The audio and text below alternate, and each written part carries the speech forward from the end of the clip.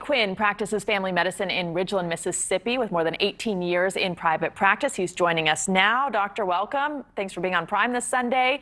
As of July 29th, nearly 4.2 million children have tested positive, almost 72,000 in 1 week alone. That's according to the American Academy of Pediatrics. What are we learning about COVID in children?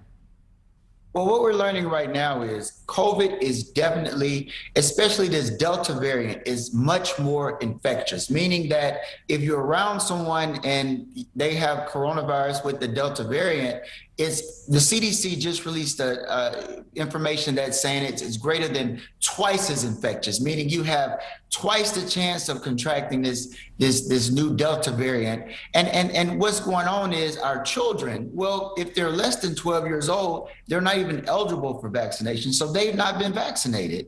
But if they're 12 or older, they can get the Pfizer. But right now, this move is very slow in the United States, so a lot of our children are unvaccinated and they're vulnerable. And now we have this Delta variant that's so much more infectious. So we're seeing just a rise in children getting infected. There was a report in Louisiana that said 1 in 4 children are testing positive right now, and so many children are being hospitalized. So we just have to really be on the lookout and just really encourage children that are 12 and older to get vaccinated, and we need our children to wear those masks.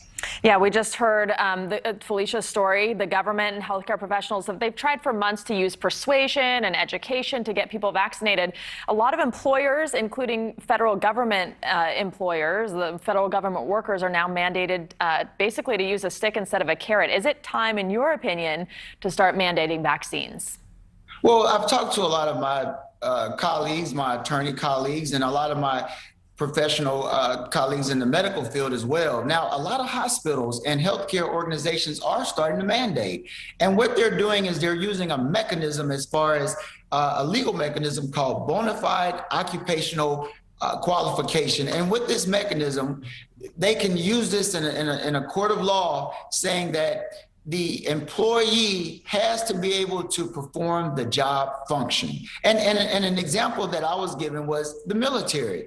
In the military, you have to be able to pass a physical fitness test, or you won't be able to perform the job function, which is to protect the country, the United States, or whatever military you're in. But at the end of the day, if you work in a hospital, you work in a nursing home, if you're not vaccinated, then you have a higher chance of contracting coronavirus. But even more importantly, you have a higher chance of passing it on to a patient. Maybe it's an elderly person or someone with chronic medical conditions. These are vulnerable people that go to the hospital or to a medical clinic, and they put all their trust in the staff to help them get better. And if they're not vaccinated, then they can actually make them worse, or even worse, they can make them lose their lives. So, you know, right now there's a lot of debate about it, but as time goes on, we'll see more and more healthcare facilities like hospitals mandate vaccinations, especially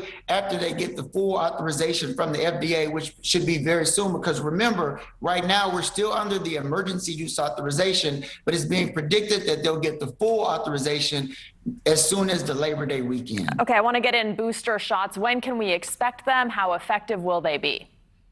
Well, right now, there's a lot of debate about booster shots. So far, the CDC, the FDA, they've not advised it yet. And what they're looking at is they're looking at all the other countries that might not have access to the vaccines. They're following the lead of the World Health Organization, saying that these countries, we need to allocate some of the vaccines to them. But at the end of the day, a lot of people are concerned because a lot of the research is showing that the booster shots could be very beneficial, especially those that got the Johnson & Johnson shot. With that they're saying that this vaccine was not as effective as the messenger RNA vaccines, such as the Pfizer or Moderna. So right now, in a lot of states, such as Mississippi, I just spoke with the personnel from the Mississippi State Medical Association. We're advising our physicians to have a conversation with our patients. And if it's determined by the physician that the patient would benefit, we'll go ahead and advise our patients to get that booster shot. And in clinics such as mine, we will give them the shot, especially if they're immunocompromised